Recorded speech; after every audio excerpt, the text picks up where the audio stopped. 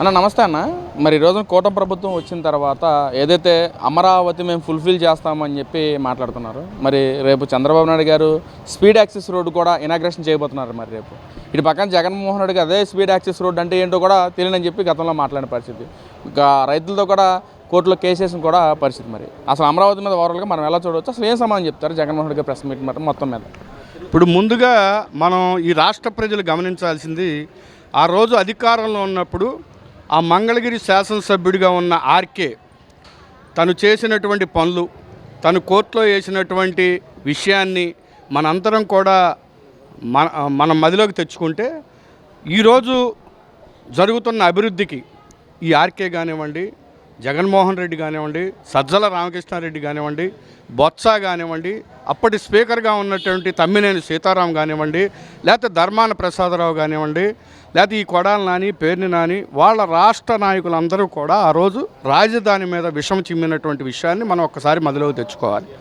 ఈరోజు రాష్ట్రంలో జరుగుతున్న శరవేగంతో కూడినటువంటి పనులు, రాజధానే కాకుండా మిగతా గ్రామాలను కూడా విస్తరిస్తూ వేస్తున్నటువంటి రోడ్లు కానివ్వండి, గుంతల పూడికలు కానివ్వండి, ఇవన్నీ ఒక ఎత్తు అయితే ఈరోజు రాష్ట్రంలో రాజధాని కోసం, ఈ రాష్ట్ర రాజధాని ప్రతి ఒక్క రాష్ట్రానికి తనమానుకులై ఉండాలనేటువంటి ఉద్దేశంతో చంద్రబాబు నాయుడు గారు కానివ్వండి, అక్కడ ఉన్నటువంటి నారాయణ గారు కానివ్వండి, మిగతా మంత్రులు కానివ్వండి, ఈరోజు స్పీడ్ యాక్సెస్ రోడ్ని కానివ్వండి, లేకపోతే ఎమ్మెల్యే క్వార్టర్స్ కానివ్వండి, మంత్రుల క్వార్టర్స్ కానివ్వండి, లేకపోతే మేజిస్ట్రేట్ క్వార్టర్స్ కానివ్వండి, హైకోర్టు న్యాయమూర్తులకు కానీ ఈరోజు అక్కడ ఎందుకు చేస్తూ ఉన్నారు? ముందు వాళ్ళయ్యే వసతి సముదాయం ఎందుకు కల్పిస్తూ ఉన్నారంటే, గతంలో ఈ యొక్క ప్రభుత్వం జగన్మోహన్ రెడ్డి గవర్నమెంటు ఇది శ్మశానమని, వరదొస్తే ముంపుకు గురవుతుందని ఇవన్నీ చెప్పారు. కాబట్టి ఆ రోజు కరకట్ట ముంచేసి చంద్రబాబు నాయుడు గారిని ఇల్లును ముంచేయాలని చూపారు, ఉద్దేశం ఉంది. కాబట్టి ఎంతో కొంత జనాల యొక్క మైండ్లో అది ఉంటుందని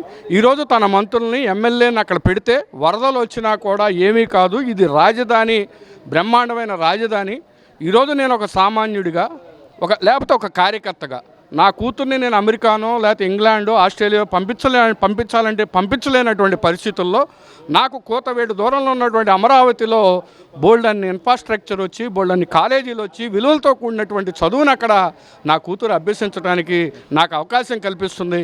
కాబట్టి ఈ గవర్నమెంట్ యొక్క తాలూకా పనుల్ని వైసీపీ వాళ్ళు ఎలా చూసినా సరే, సామాన్య ప్రజలు దయచేసి దీన్ని మన భావితరాల భవిష్యత్తు కోసం, మన భవిష్యత్తు కోసం, మనందరం కూడా సౌకర్యంగా ఉండటం కోసం మాత్రమే జరుగుతున్నటువంటి విషయాన్ని గమనించవలసిందిగా కోరుతున్నాను. ఏదైతే కూటమి ప్రభుత్వం చంద్రబాబు నాయుడు గారు చేస్తున్న అమరావతిలో ఒక్కొక్కటి కూడా అంటే ఎమ్మెల్యే క్వార్టర్స్ కానీ, లేక వివిధ శంకుస్థాపనలు కానీ, లేదా ఐఏఎస్ క్వార్టర్స్ కానీ మొత్తం ఒకటి చేసుకుంటూ వస్తుంది. ఈ రోజున ఇనాగ్రేషన్ స్పీడ్ యాక్సెస్ రోడ్గా ఇనాగ్రేషన్ జరుగుతుంది. ఇవన్నీ పక్కన పెడితే ఇటు వైసీపీ నాయకులు మాట్లాడుతున్నారు, మేము ఒకవేళ చంద్రబాబు నాయుడు ఎంత చేసినా, ఎంత డెవలప్మెంట్ చేసినా రేపొద్దు మేము అధికారంలోకి వచ్చిన తర్వాత ఇంకా అమరావతి రాజధాని కాదు, మావిగాని మీదే మేము ఇంకా ఉంటామని చెప్పి కూడా వాళ్ళు మాట్లాడుతున్నారు. ఏంటి ఎలా చూడచ్చు? ఒకవేళ జగన్మోహన్ రెడ్డి గారు వస్తే రాజధాని మార్చే అవకాశం ఏదైనా ఉందంటారు? అంటే బహుశా వాళ్ళు ఇంకా భ్రమల్లోనే బతుకుతూ ఉన్నారు. 151 సీట్ల నుంచి ఈరోజు 11 సీట్లకు పరిమితి అయ్యారు. అంటే మధ్యలో 5ని తీశారు.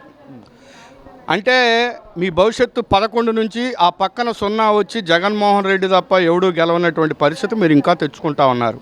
ఎందుకంటే రాజధాని అనేది ఒక చంద్రబాబు నాయుడు గారికో, లేకపోతే లోకేష్ గారికో, పవన్ కళ్యాణ్ గారికో, ఇప్పుడున్న మంత్రివర్గానికో, శాసనసభ్యులకో సంబంధించింది కాదు. ఇక్కడ ఉన్నటువంటి రాష్ట్రంలో ప్రతి ఒక్కరికి సంబంధించినటువంటి విషయం.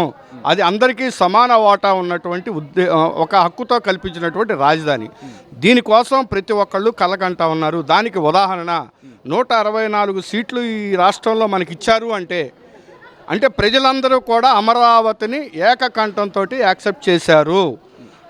ఆ 11 సీట్లు కూడా ఎందుకు గెలిపించారంటే, మీరు కరుడుగట్టిన నేరస్తులు కాబట్టి రేపు ఇళ్ల మీద పడి ఏం చేస్తారో అన్నట్టు ఒక భయంతో మీకు ఆ 11 సీట్లను కల్పించారు. ఆ భయాన్ని ఈ 2.5 సంవత్సరాల్లో తెలుగుదేశం పార్టీ కూటమి తప్పకుండా తీసేసింది. ఈ కూటమి ద్వారా ఈ రాష్ట్రంలో ఉన్న ప్రజలందరికీ కూడా ఒక మనోధైర్యం వచ్చింది. తెలుగుదేశం పార్టీ జెండాని, తెలుగుదేశం పార్టీ అజెండాని ప్రతి ఒక్కళ్ళు కూడా గుండెల్లో పెట్టుకొని ముందుకు నడుస్తారు తప్పితే నీ తాటే చప్పుళ్ళకి భయపడరు అనేటువంటి విషయాన్ని మాత్రం తెలియజేస్తాను. అన్న, ఇక్కడ రేపు 17వ తారీఖు నుంచి కూడా అసెంబ్లీ సమావేశాలు జరగబోతున్నాయి. మరి ఓ పక్కన మెగా డిఎస్సి మీద చాలా వ్యంగ్యంగా మాట్లాడుతున్నారు వైసీపీ నాయకులు. అసలు మొత్తం అవకతవకలు అని చెప్పి మాట్లాడుతున్నారు. మరి పక్క రాష్ట్రంలో ఎక్కడ చూసినా రాజకీయంలో అసలు పరిపాలన లేదు, మొత్తం కక్షాదింపు చర్యలు, రాక్షస పాలన నడుస్తామని చెప్పి మాట్లాడుతున్నారు. ఇవన్నీ అంశాల మీద అసెంబ్లీకి వచ్చి మాట్లాడే దమ్ముందంటారు వైసీపీ నాయకులకి. అంటే ఈరోజే నేను ఇందాకే టీవీలో చూశాను, మేము అసెంబ్లీకి రావట్లేదు కానీ శాసన మండలికి వెళ్తాం అనేటువంటి మాటని జగన్మోహన్ రెడ్డి మాట్లాడినట్టు ఈరోజు నేను వార్తల్లో చూశాను. అంటే నీ ఉద్దేశం ఏంటి? 11 సీట్లు ఇచ్చినటువంటి అక్కడ ఉన్నటువంటి నియోజకవర్గ ప్రజలకి నువ్వేం సమాధానం చెప్తున్నావు? అది తీసేయి. డిఎస్సి గురించి ఈరోజు మాట్లాడుతూ ఉన్నావు. కాక్రోచ్ పార్టీ వాళ్ళు దేశవ్యాప్తంగా వాళ్ళు చేసినటువంటి ఉద్యమానికి ముందే ఏం చేసావు నువ్వు? అంటే నీ తెలివితేటలు ఏమైనాయి? అంటే వాళ్ళు ఎవరో చేస్తే వాళ్ళని కాపీ కొట్టి ముందుకొచ్చే పరిస్థితి ఉన్న నీకు ఈ రాష్ట్రానికి సీఎం చేసే హక్కు ఉందా లేదో ఒకసారి గుండెల మీద ఆలోచన చేయమని అడుగుతా ఉన్నా. నీ కూతుళ్ళేమో లండన్లో చదువుకోవాలి, మా పిల్లల తాలూకా భవిష్యత్తును మాత్రం నువ్వు అంధకారంలోకి నెడతాను అంటే ఈ రాష్ట్ర ప్రజలు అంత తేలిగ్గా మర్చిపోరు, నీకు ఇంకా గుణపాఠం చెప్తారు. స్థానిక సంస్థల ఎన్నికలు కానివ్వండి, రేపు జరగబోయే ఏ ఎన్నికల్లో కూడా నీకు గుండు గీయిస్తారు. అంటే గుండు సున్నా వచ్చేటువంటి పరిస్థితి ఈ రాష్ట్రంలో ఉంది. కాబట్టి డిఎస్సి గురించి నువ్వు మాట్లాడుతూ ఉన్నావు. మేము కూడా కొన్నిసార్లు వాళ్ళు చేశారు కాబట్టి మేము చెయ్యకపోతే బాధని చేస్తున్నారు, అది బాధాకరమే. వాళ్ళు చేశారని మనం చేయటం ఏంటంటే ఈ రాష్ట్ర ప్రజలు ఆలోచన చేయాలి. నారా లోకేష్ బాబు గారు ఉన్నత విద్యాశాఖ మంత్రిగా అయిన తర్వాత ఈ రాష్ట్రంలో ఏదైతే గవర్నమెంట్ స్కూళ్ళు ఉన్నాయో ప్రైవేటు స్కూళ్ళకి ధీటుగా ఈరోజు విద్యా వ్యవస్థ మెరుగుపడింది. వాళ్ళకి ఇచ్చేటువంటి ఆహారంలో కూడా నాణ్యమైనటువంటి ఆహారం దొరుకుతున్నటువంటి పరిస్థితి, వాళ్ళు అన్ని లాంగ్వేజ్ల్లో కూడా ముందుకెళ్తా ఉన్నటువంటి పరిస్థితి. ఏ నిమిషాన ఏది జరగకపోయినా కూడా తన టేబుల్ మీదకి ఎమ్మటెళ్ళే విధంగా లోకేష్ బాబు గారు దాన్ని పెట్టుకొని ఈరోజు రాష్ట్రంలో ప్రతి ఒక్కళ్ళకి చదువు రావాలి, అది కూడా గవర్నమెంట్ స్కూల్లో ఉన్నత విద్యలో అభ్యసించాలనేటువంటి ఉద్దేశంతో నారా లోకేష్ బాబు గారు ముందుకెళ్తా ఉన్నారు. కాబట్టి నువ్వు డిఎస్సి మీద ఇంకో దాని మీద చర్చించాలంటే నువ్వు అసలు అసెంబ్లీకి ముందు రావయ్యా. నువ్వు అసెంబ్లీకి రాలేవు.